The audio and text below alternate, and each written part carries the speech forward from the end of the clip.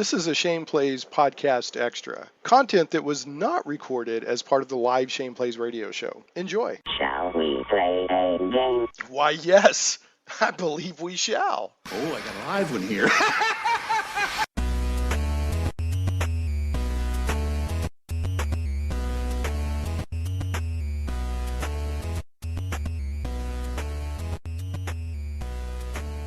Hi, and thanks for listening to this special podcast version of Shane Plays.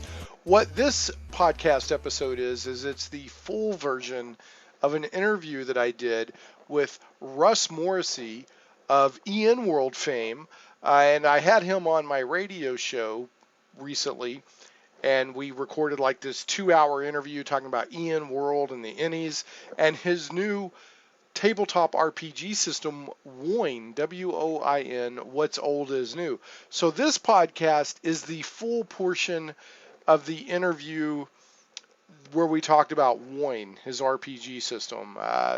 It's probably about another 15 minutes or so that made it into the October 15th radio episode of Shane Plays. So also keep an ear out and an eye out as well in the future, probably the next week or two. I'm also going to release a special podcast that has just the N.World history and how, Russ's history with N.World and the N.Es and all that cool stuff. And that's never going to air on the radio show. So you'll only get that through the podcast. But for now, enjoy the full interview of Russ Morrissey and W.O.I.N, W-O-I-N, his new tabletop role-playing game system. And with no further ado, on with the interview. Thanks for listening. Okay, so, we've talked about N.World and, the N.Es and all that cool stuff you do and what's involved there, which brings us to, you've gone from basically reporting on and supporting the community of tabletop role-playing games to you've, within the past couple of years, decided to publish your own game, which is What's Old is New, or W.O.I.N. And people can go to WOINRPG.com, W-O-I-N RPG.com, and learn more about the game and download free sample chapters and learn where you can, buy the full game and that sort of thing. And it looks really high quality from what I've seen of it. So, with this new venture that you did, were you looking to fill a void in tabletop RPGs that you thought was lacking, or did you want to see what it would be like just to design and publish a game after talking about them so long and playing them so long? I would say a bit of both. So my original plan was to write a science fiction role-playing game. And that was inspired because I'd recently sort of revisited the 80s and rebought tons of sort of games and toys and all sorts of stuff that I'd loved in the 80s. One of those things was perhaps a Star Trek role-playing game. It didn't quite cut the mustard for me all these years later, after I've seen more modern games. So it doesn't stand the test of time? No, it does, but in a nostalgic kind of way. Gotcha. I don't think.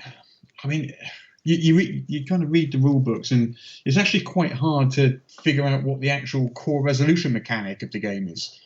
It's just, there's no point where it's explicitly spelled out. It's quite odd in that sense. So, that's essentially what I wanted to do. So, what I started doing was writing my own sci-fi role-playing game, which incorporated some of the concepts, like the life path system that Star Trek game had, which Traveller sort of uses too, and Warhammer Fantasy Roleplay used at the time, things like that.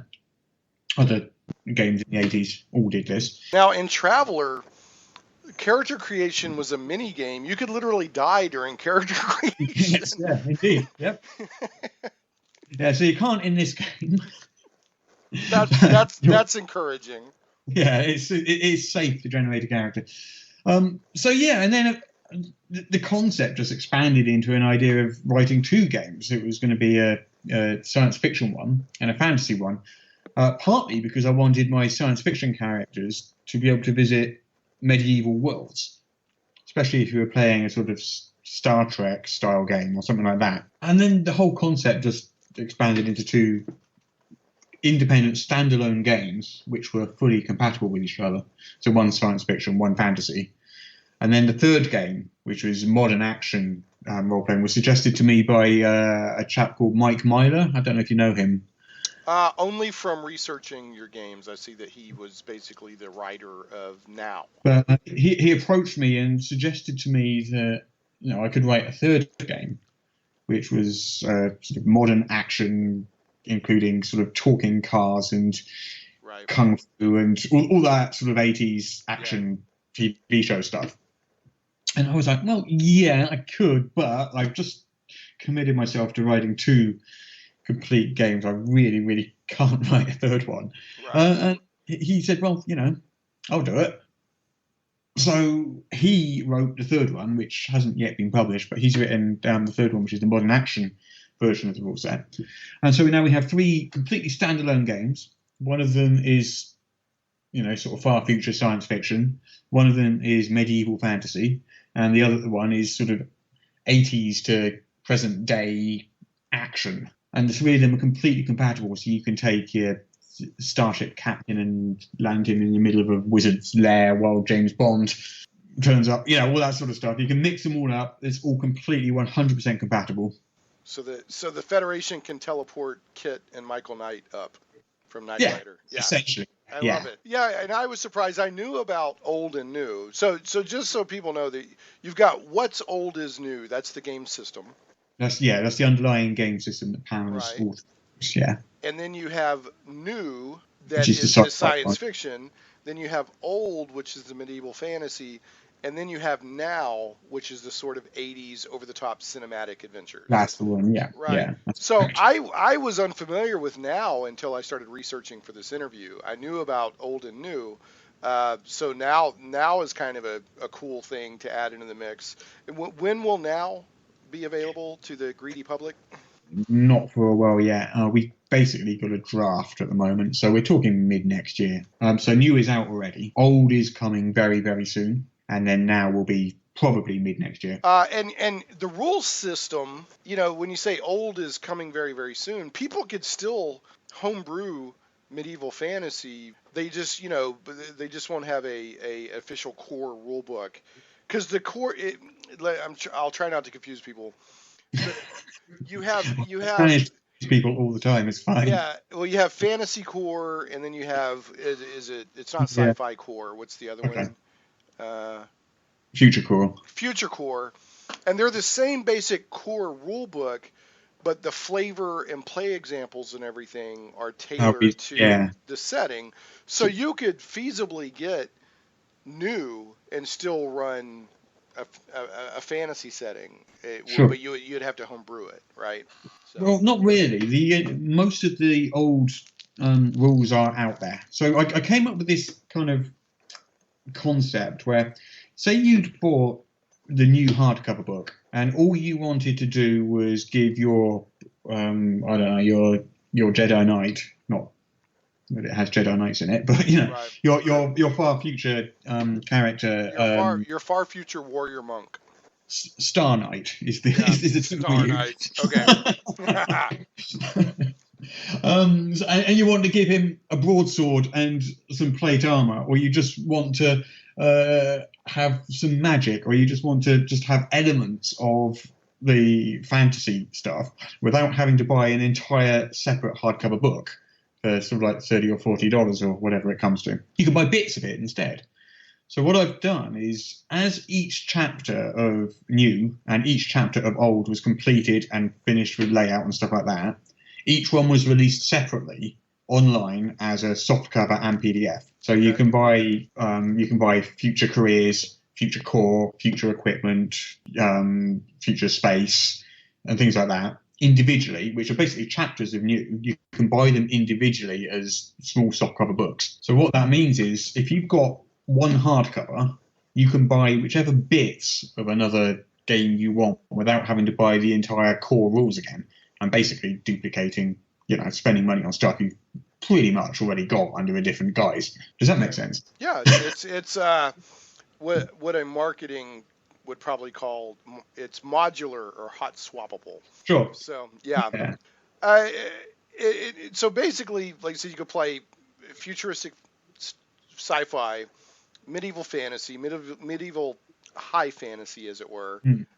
and then modern '80s over the top, kick the Terminator in the face. Yeah. Yeah. So from what I've read with interviews and how you describe the game, your version of high fantasy seems to be like mine, which is very Tolkien-esque.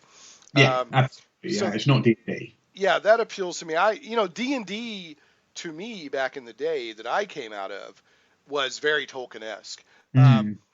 And I'm not down on all the player choices and options that they have now, but it's still jarring to me when like a dragonborn and a tiefling show up. Yeah. I'm just like, Yeah. No. I know what you mean. I you know, agree. I kind of still like the idea of just having your yeah, elf, your dwarf, yeah. yeah.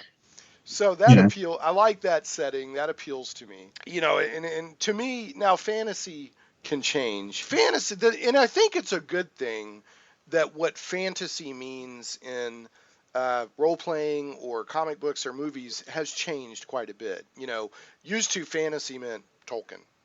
The definition and expectation of what it can be has changed dramatically, and I'm in favor of that. However, for me, when somebody says, "Do you want to play a fantasy RPG?" I want Tolkien. Basically, that's just what I came out of. Well, So, fantasy is different yeah, things to different people, isn't it? right, right. It is definitely, but I do think that, like used to in publishing and in role playing games, if you said, "Hey, it's a fantasy RPG," I feel anyway that most people immediately thought more of a D&D Tolkien-esque Yeah. kind of thing. But as you said, it's different for different people. I know that in Europe, the Dark Eye was really popular. So, that was a slightly different, Mm. fantasy world than Tolkien. So, it's probably regional as well and cultural.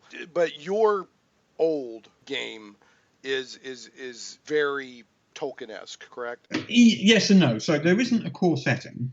It's all of these games are very toolboxy. They very very explicitly guide you through creating your own setting or adapting your favorite setting from your favorite TV show or novel or what have you, with plenty of examples of how to do that.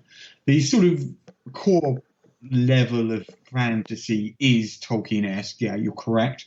But there are lots of dials in there, so you can gear it up or pull it back to whichever. You can just make it a strict medieval game. You can dial up as far as D&D if you really want to. You can do all these things because it's a toolkit which allows you to pretty much set it at the pitch you want it to be. And that's the same for the sci-fi game as well. You can go from Doctor Who, which is basically magic in space, or you could go all the way back to sort of, I don't know, Asimov, which is very hard sci-fi. Right. And you can, or anything in between, like Star Trek's kind of in between those two things. Yeah, what's it? The guy's name is escaping me. The showrunner, as it were, for Doctor Who, for the Russell. T. Davies. Yeah, is it? Well, the guy that's basically helmed it for the past few years. Is that Russell T. Davies? No, that he brought it back, and then a few years ago, a guy called Stephen Moffat took over. Yeah, that's it. Yeah, Doctor Who, the TV series, has very much become magic in space. They don't even science fantasy, isn't it? Yeah, they don't even try to explain scientifically what's happening anymore. They just kind of roll with it. But what this game is not, based on interviews I've read with you, and then also your description of the game online, it's not open to the level of like GURPS, right? It seems like I've heard you say and try to stress that, they're not getting GURPS or Savage Worlds here. Yeah. For example, you like GURPS and Savage Worlds are pretty much designed to cover a very, very broad range of genres. I don't think What's Old is New could, for example, handle superheroes very well, and it doesn't try to. Superheroes weren't even part of what I was thinking about when I designed them. So, you can't really bring Superman into it very well at all. I think what I've tried to do is take those three genres and just make sure it does those three specific things as well as I can possibly make it do without worrying about anything else. So it does sci-fi, it does medieval fantasy, and it does sort of 80s action as best I can do those three specific things. In a way that that your characters are compatible across all three. Yeah, exactly. Yeah. Okay. So I guess mechanics wise, you describe it as pretty crunchy. I think you gave one example of a game that you said would be an 8 on a 1 to 10 of crunchiness scale. And Did then I? yeah, there's some interview I read, and then you said you gave an example of a game, and you said that'd be like an 8 on crunchy. And then you said that being the case, W.O.I.N is like a 6 or a 7. So it's above average crunchy, but not crunchy to the level of, say, GURPS is kind of how I'm taking it. Yeah, I mean, it's not as crunchy even as Pathfinder, I'd say, but it is crunchier than, say, I don't know, Fate or a lot of the sort of rules light games out there. So it's mid crunchy. Right, but you definitely don't describe it as rules light. No. Yeah. I mean, it's one of those things you can drill down into. So, for example, there's a starship construction manual, which you can use or you can not use. And if you choose to use it, you can spend ages tweaking a starship down to which warp engines you're using or which power plant you're using or which way you're mounting your weapon, all this sort of stuff, and working out the exact speed of it and all these sorts of things. Or you can not bother doing all that. You can just, buy a strip, have its stats right there for you. And when you come to actually use it in play, it's nowhere near as complex. It's kind of like the behind the scenes stuff that you can dive into if you want, but you don't have to. So let me ask you this. There's one glaring rules mechanic, and every system, no matter how well done, is going to have rules mechanics that, you're like, oh, maybe I could have done that differently. But just for an example, and I'm not trying to beat up on D&D, but just as an example, the grappling mechanic in D&D 5th edition is basically, in my opinion, pointless. Right. And there's no, you can't, D&D at different times has had versions of called shots and this and that and the other, but it doesn't really have that now. So with your system, can you get a little bit more specific? Like, I want to shoot him in the knee, and yes, you can. The way you do that is you buy specific exploits. So you could choose to spend experience points on, I don't know, a pile driver. Is that wrestling move where you? Yeah. Someone's head in. That's what I called it in the book, so I hope so. Yeah, well, that's where you basically turn somebody upside down and take them head first into the mat. Yeah.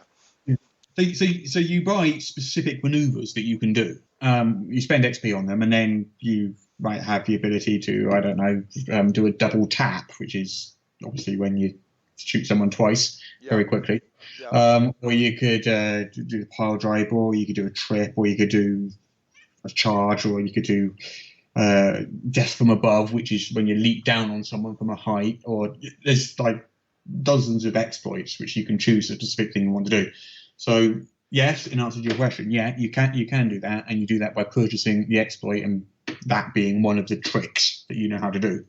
So is it one of those systems where anybody can attempt anything at a penalty, or you have to have the exploit in order to try? Generally, you have to have the exploit to get the specific effect, although you can describe a regular attack in any way you wish. So, are there any like pet RPG mechanics or mechanics that you've always been like, man, why don't RPGs do this? that you made sure to get into your system here? Can you have any examples of that? There is one thing that I definitely had going in was that when you're sitting around a D&D game or many games, and you've sort of been playing for sort of 6 months with a group of characters, and then one of the other guys goes, "Yeah, I've got a 16 charisma." Like, how the hell did I not know that? Right. These attributes are not that clear, if that makes sense, unless someone goes out of their way to tell you. So what I decided to do is to put into the actual bake into the core rules, was that if you have high or low attributes, they are noticeable, and they form part of what's called a descriptor, which introduces your character at the top of your character sheet. So if you have a really high agility, for example, your character might be described as nimble. Or if you have a really low agility, it might be described as clumsy or stuff in a descriptor across the top, so that you can instantly summarize to someone else what your character is in one sentence, and they've got a basic idea of what career, what race, what your high attributes are, what your low attributes are, all just in one sort of elegant, quick sentence. Yeah, I like that. And I'm not saying it's the same thing exactly, but the cipher system from Untitled Games does something similar where they have I am a adjective noun that verbs. Yeah, Yeah, absolutely. yeah. So you get a pretty quick idea right off the bat. Yeah, yeah. And so when you start a game session, just each person just reads out their descriptor straight away, and everyone just knows exactly who they're playing with. Then. Yeah, I like that. So now does W.O.I.N use levels, classes? I mean, kind of what I guess what did you keep from traditional previous role-playing games that maybe made it in, or didn't, or did you say, I think the level system is stupid and get rid of it, or what, like what kind of approach did you take there? It doesn't have a level system in the sense that D&D has one. It's a life path system. So when you create a character, you choose a number of careers which you take sequentially on top of each other. You take 5 as a default. So you might start off as like an urchin, and then become a cut purse, and then become a burglar, and then become a assassin, and then go to prison or something. Right. So there's your 5 careers. Yep. Each of those 5 careers basically forms your character's background, and each one grants you attribute bonuses, skills, and exploits one at a time. So at the end, when you've taken those 5 careers, you've got a complete set of attributes, a complete set of skills, and a complete set of exploits which describes your character.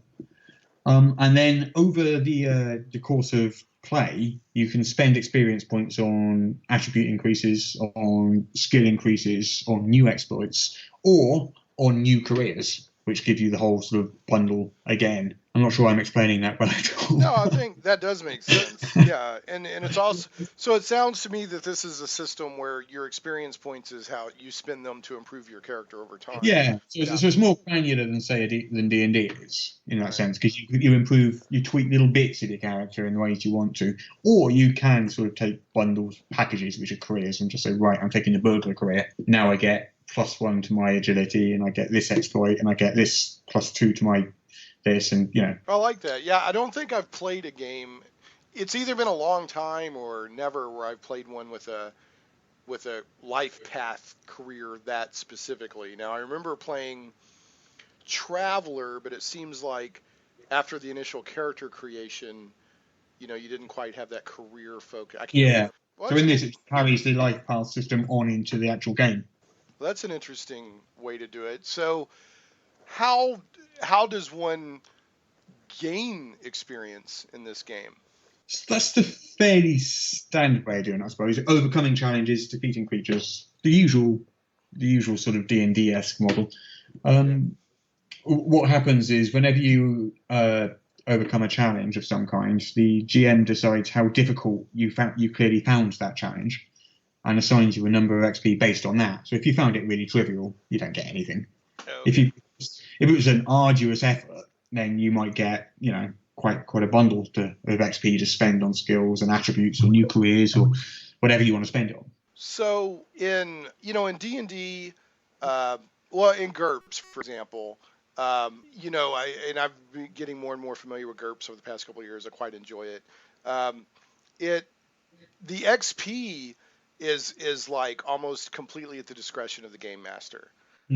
Whereas in like D&D, it's pretty much codified. Yeah, it's codified. That's the exact word I had.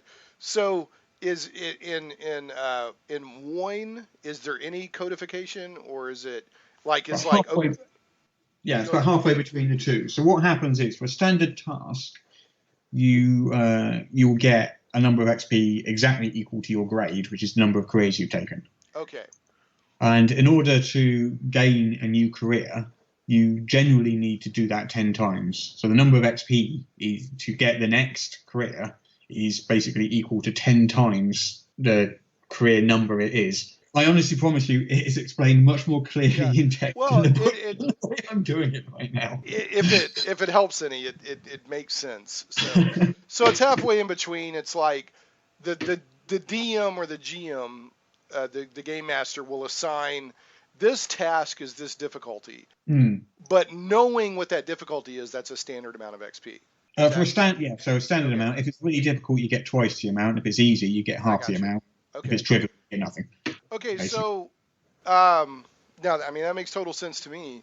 So on the question of role playing, ROLL, versus role playing, ROLE, you know, a lot of games these days are designing game mechanics in to encourage role playing. For example, you know, D&D has the flaws and that sort of thing where Yeah. you know, you'll get inspiration for playing your flaws to encourage that sort of thing. Uh, did you kind of bake anything in to encourage, you know, ROLE playing, or is that even a concern for you? Or Yeah. So you remember I mentioned that descriptor earlier. yeah, Part of it, and you commented that it was similar to the cipher system, and it is in this aspect, in that so your descriptor might read, I'm a young, uh, nimble, human burglar who, and then you have a role playing descriptor on the end of that, so it might be who believes in fairy tales, or oh, who okay, um, worships ancient gods, or who cannot tell a lie, or something like that. who designs role playing games? Yeah, something like that. Yeah. So something that's a really evident characteristic about you, so that the first thing that someone spends 5 minutes talking to you, the impression they've got when they walk away is that, oh, that guy who, whatever. So it's a Right, really obvious, evident role-playing based characteristic you possess. right. And what happens is you get rewarded every time you use that Ah, characteristic. okay. Is the way it works. And usually you get rewarded when you use it to your disadvantage. Right. Yeah, and then a lot of games do that, you know, Yeah. because if you're always using it to your advantage, yeah, you may be role playing, but you're also trying to game the system a little Yeah. bit. So, yeah. Okay, well that's cool. So it sounds like you've got some stuff, you know, in there to and you mentioned from a ROLL playing perspective that it's pretty tactical, The right? combat system is, yeah. Yeah, yeah. So, okay, do you want to? I guess let's talk a little bit, and then we'll probably head towards wrapping up because you've already been quite generous with your time today. Um, you know, I know that you know talk maybe a little bit about the combat system. And what's crunchy about it, and then this is a dice pool system.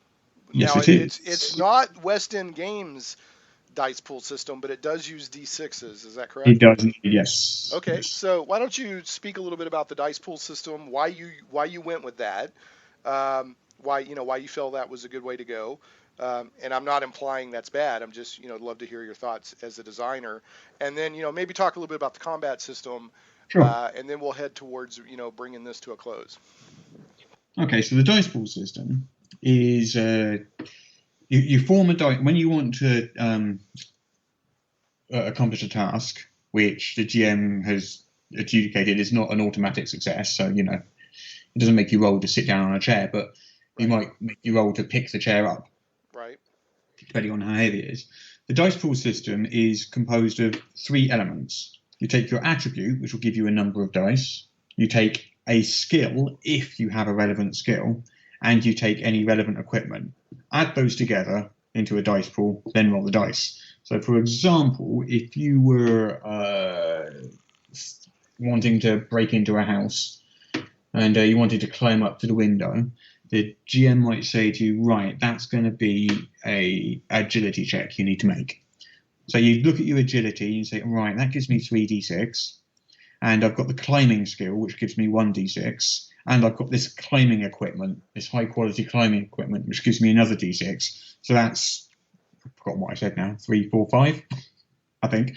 That's 5d6 I'm rolling. So then you right. roll your 5d6 and you try to beat the target number assigned by the GM for the task. So Okay, that's the basic core of the dice. It's very simple. It's not. yeah, I like it. Well, do you have the concept of critical successes or failures? Yeah. So when you roll your dice pool, if you roll 3 6s, you've got a critical success. So the more dice you're rolling, the more likely you are to roll 3 6s. If you're only rolling 3 dice, you're not likely to roll it.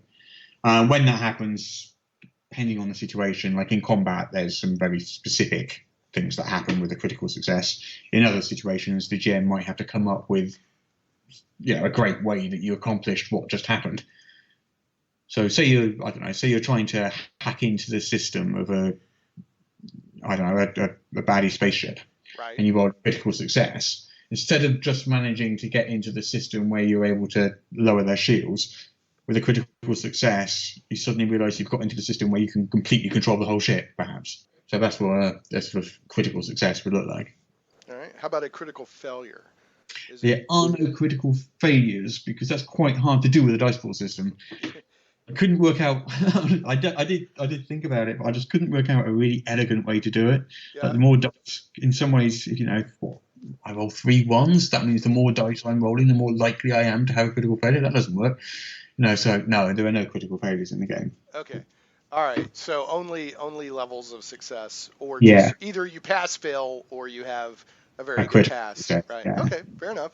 So, speaking from, you're talking about the dice versus more dice use a higher chance of failure. How mathematical did you get with this? Because I know some game designers, I mean, they're bringing PhD level math approach. Like, I know that the percentage of this versus this polyhedral facing versus this, and they want everything to be so perfectly fine tuned. There's nothing wrong with that, but not everybody has that background to be able to do that. How concerned were you with the math of the game? Fairly. I mean, I tried to make sure that I knew what percentage chance there was of someone succeeding at specific tasks at specific levels and things like that. So basically, it started from a concept that you trying to hit yourself, a clone of yourself, is going to have a 50% chance of success, and then work out from there. Right. So it's definitely quite a lot of maths went in behind. I don't know about PhD level because it was just basic probability, but went behind the scenes to make sure that it's reasonably balanced without being so balanced that everything seems identical to each other, which I think sometimes can be a mistake. Yeah, I was thinking along the lines of, the classic THACO argument, right? To hit armor class 0, which I hear that you had a deep soul search before you added that as a custom rule. I'm as an optional rule to W.O.I.N, you've got THACO. That blows me away. I'm joking. I know that THACO's not in there, but I have seen like college dissertation level analysis on the mathematical probability of THACO versus the way it's done now. Right. Yeah. So I mean, some people can get really, really, really into it, and the arguments I've seen is that THACO is actually more mathematically accurate, but I don't know. At the end of the day, it's a game. I don't know either. Yeah. Maybe. Yeah. At the end of the day, we roll dice and have fun. So okay. So combat-wise, especially for the sci-fi and the 80s action, okay. One of the things that I liked about D20 for like D20 Urban and like the D20 Star Wars system was that they kind of altered how the hit points worked, because I mean, if you've got these high energy weapons or these explosives flying around, the hit point system kind of stops making sense. So they gave you vitality points, which were I'm dodging out of the way at the last second, or it glanced my shoulder kind of thing. And then once you got tired and ran out of vitality points, it went directly to your hit points. So did you take anything like that into account with what's old is new, or how does kind of the hit point system work, if there is one? There is. So there's a core hit point system called health, which is the standard. A weapon hits you, it does 2d6 plus 2 damage. You take that off your health. When you reach 0, you fall unconscious. The usual. Alongside that runs a number of status tracks. Some of them are emotional, like fear and confusion and things like that. Some of them are physical, like bleeding and on fire and things like that. And you can move down. You have a track called On Fire. I love it. Yeah. Well, called Fire. Yeah. Wow, I've got to play this game where being on when you fire. play in a fantasy game, how often do people throw fireballs around? Pretty often. Let's be honest. Pretty often. Yeah, pretty often. Yeah. So you can move down these tracks through sort of mild, moderate, and severe conditions, which have increasingly dramatic effects on what you can do and how they affect you. So there's some sort of very specific kind of tracks. There's like 10 or 12 different tracks in total, covering a range of different effects. Interesting. And finally, when you are hit by something, you can spend luck dice to negate the damage you just received. I used to do that whole James Bond thing where he gets hit by a bullet and his cigar case. Exactly. Yeah. That and that was kind of the vitality points thing that D20 did. Yeah. Yeah. So in W.O.I.N you would just spend some luck to negate the damage. Gotcha. So when you say that it's tactical, what do you? I mean, does that mean we're grid-based, turn-based combat with like maybe action points? I know that you said it was somewhat inspired by XCOM. So is it an action? By XCOM. So is it? If you played XCOM, you pretty much know how the combat system feels. Okay. It's not identical, but essentially you cover and position and height and your position with relation to your target is very important. Okay. So what happens is a combat tends to end up being slightly chess-like in that various characters are trying to move to get into advantageous positions, while other characters, the opponents, are also trying to do the same thing. Right. Okay. So you're trying to set up crossfires, or you're trying to get height advantages and things like that, and all these things add together to basically increase your chances of severely damaging your target. So it becomes very tactical in that sense. So you're ultimately hoping to advance them on the on fire track. Yes, you are. Okay. Yeah. All right. Well, so from what I understand, now I know that I think it's Mike. Is it Meyer? Mike, who's the guy that's doing now? Yeah, who's doing now. But for old and new, and for the core system, it had a designer of one, as in you, correct? Correct. Wow. So how long did that take you? I would say, to write it initially, a few months. Then there was a good 18 months of playtesting, loads of it. So if you count that, 2 years really for the entire thing. I'm not sure if the playtesting counts, does it? It's not writing so much. Well, it's I would call that editing. Okay, well, either 6 months or 2 years, depending on what you want to count. All right, and I'm curious. Once you got into playtesting, how much of it you went, oh my goodness, and you had a horrified look on your face, like that's not going to work like I thought it was, or how much was like, hey, this is pretty solid, better, it's surviving playtesting. Sometimes I look back at the initial playtest documents, and the amount it changed is incredible, massively. I think without that playtesting is so important. Without that playtesting, I do not think this would have been a good game. And I think that playtesting just made sure that it was whittled down into things that worked, a solid, robust, fun game. Right. There were things that worked that people reported, it works, but it's a bit fiddly and not that much fun. So you'd have to address it from that point of view. And there were other things which people would say, look, I know it reads like it'll work, but when you play it, it doesn't work. It just doesn't work. Have to address that as well. Yeah, playtesting's so important. You can't tell. You can't really tell from your own game until you play it. Right. I don't think. Not just by reading it. And B, you can't really tell how other people are going to play your game until you see them do that. Right. And that may not be anything like you expect. So it's so important to get playtesting done. So how many people playtested? Like how big was your playtesting group?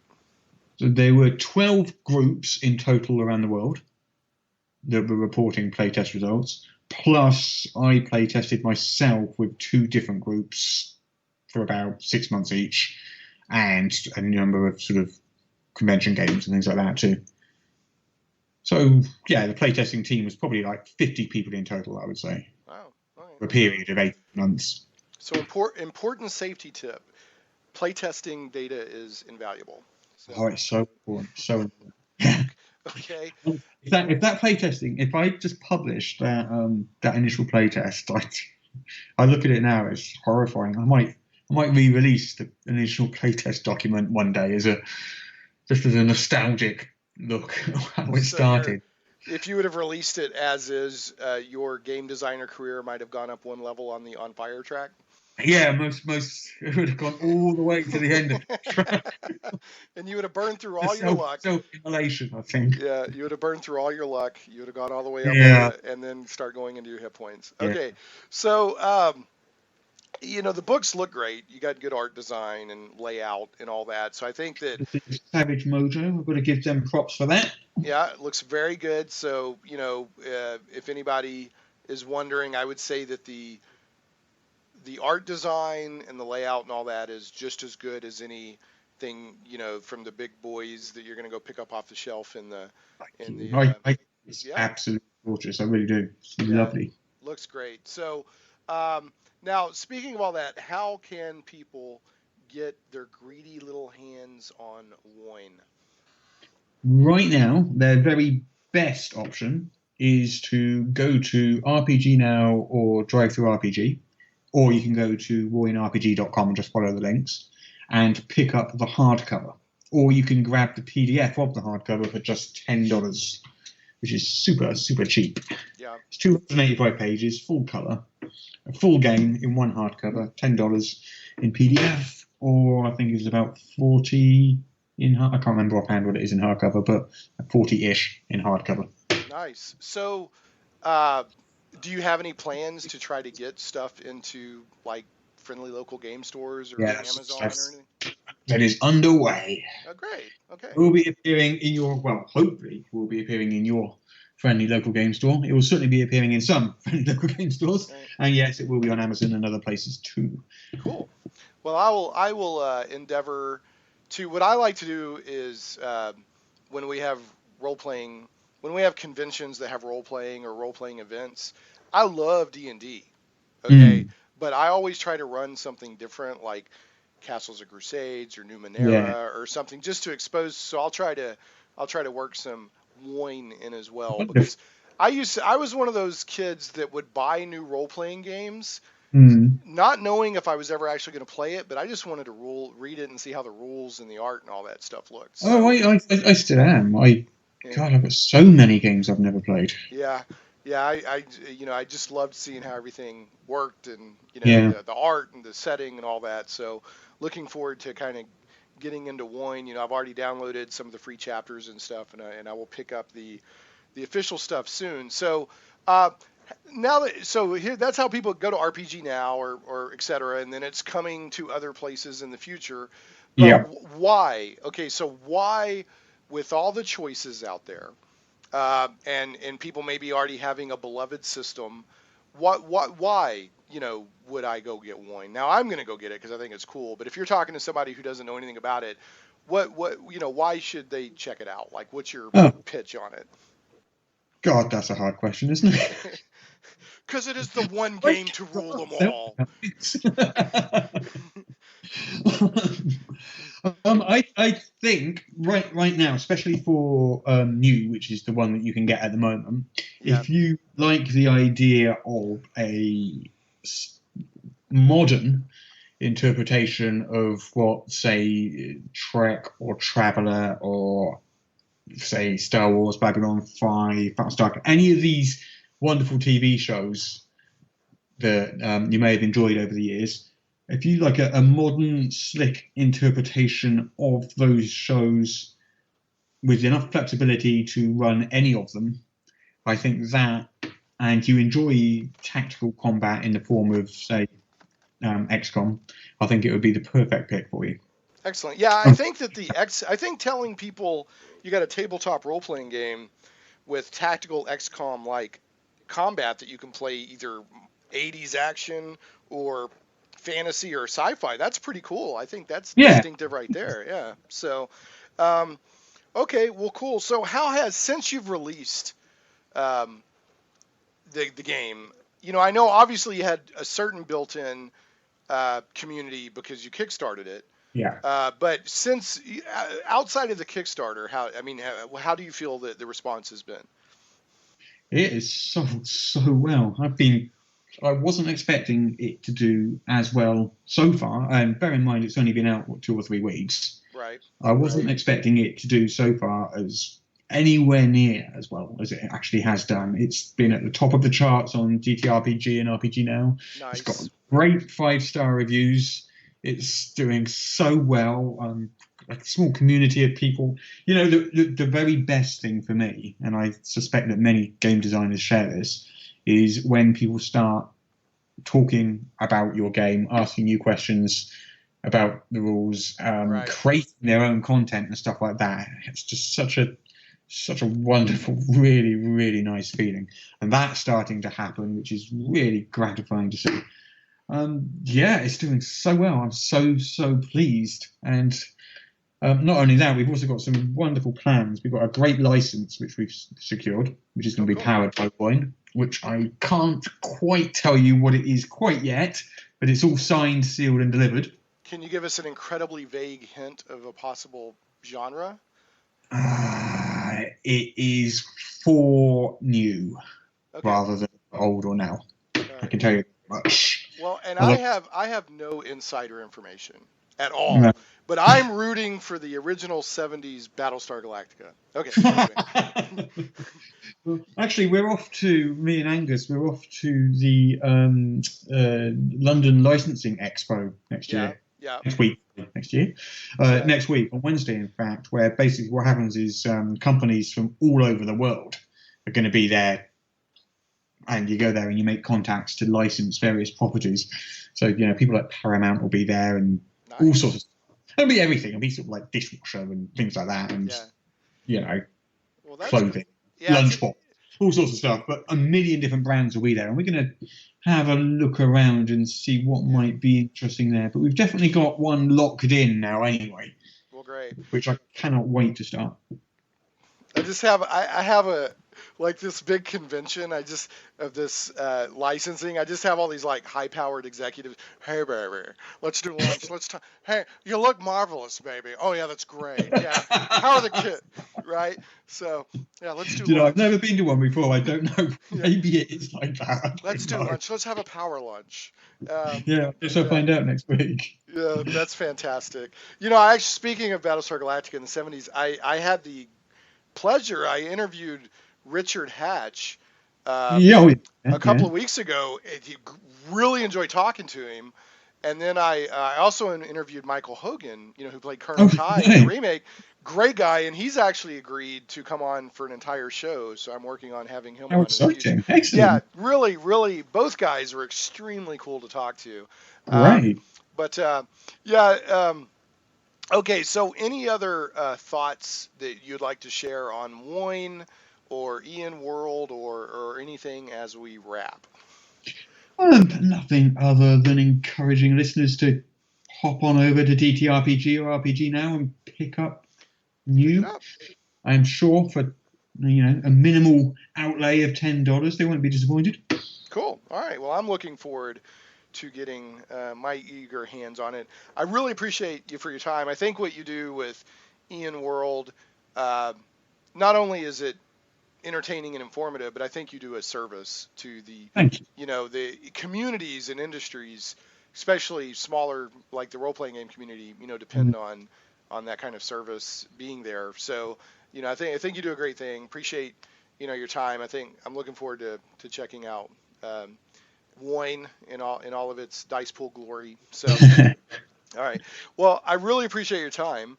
I hope you have a great. I know it's about Saturday evening for you now. It's 5 o'clock now. Yeah, it's 11 for me. But we'll go and wrap. Thanks so much. And what I'll do with this is portions of this will make it onto next week's live radio show, and then I will probably release the full shebang with just side conversations edited out as just a podcast for anybody who's interested. So really.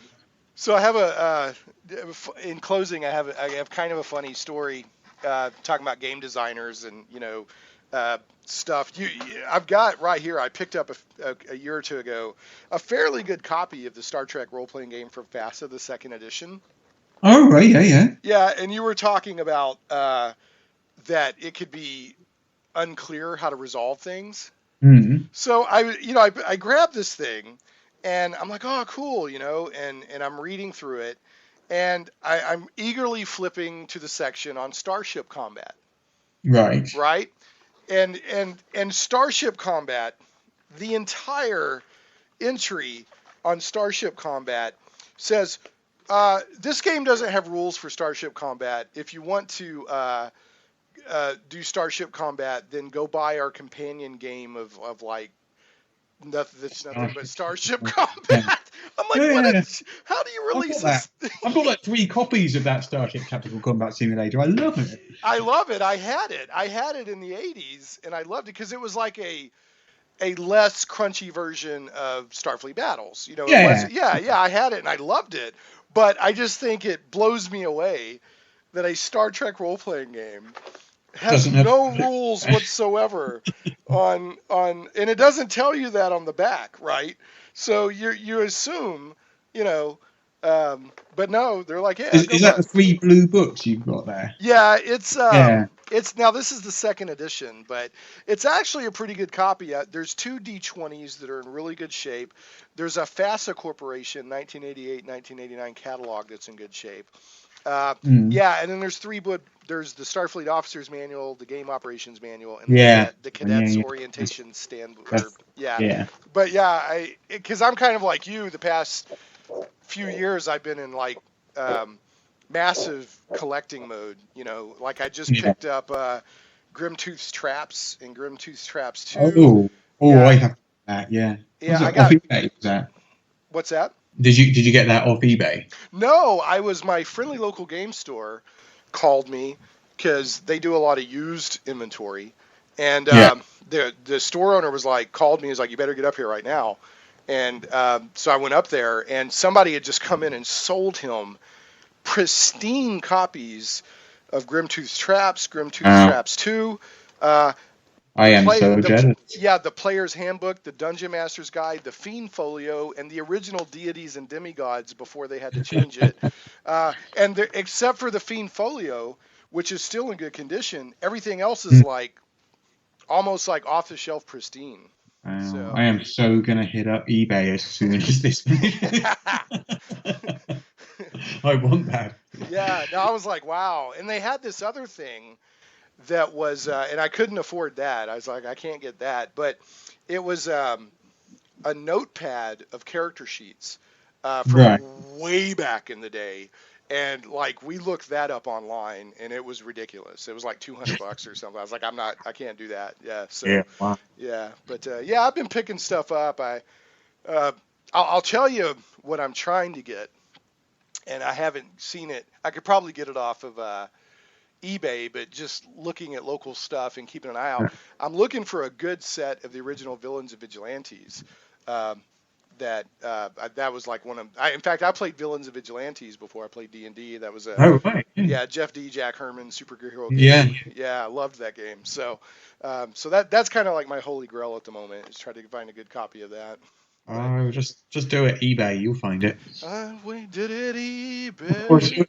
Is that cheating? If you use No, eBay? no, it's not cheating at all. But there is something to be said for that thrill of finding it, Finding. Yeah. organically. But no, I mean, there's nothing wrong with eBay at all, if you're collecting. So, all right. Well, hey, man, I really appreciate it. Really appreciate your time. Really enjoyed talking with you. Yes. So, I wish it hadn't taken us so long to do this. yeah, well, it's, like you're busy, I'm busy, everybody's busy. So, it's not like you didn't just launch a new game or anything. So, yeah. So, all right. Well, thanks. Listen, I would be more than happy to come on again anytime you want. I really yeah, enjoyed it. yeah, Great fun. we'll do it. What I'd like to do, and it doesn't have to be that long, but I'd like to do maybe a pre or post NE show if we were able to work something like that out, and dedicate an entire show to the Ennies. I think that would be fun. Yeah, sure. But yeah, but it doesn't have to be that. I mean, if you have anything you want to talk about or promote, you're more than welcome to reach out to me, and I'd definitely love to have you on again. I've enjoyed the conversation. Yeah, that was a real pleasure. Thank you so much. Yeah, you're welcome, Russ, and I will talk to you soon. And I hope that that W.O.I.N continues to exceed your expectations. Oh, I hope so. I'm so happy with it. Okay. All right. I'll see you on Twitter, I guess. Yes, and thanks again, and we'll talk to you soon. All right, bye-bye. Bye-bye.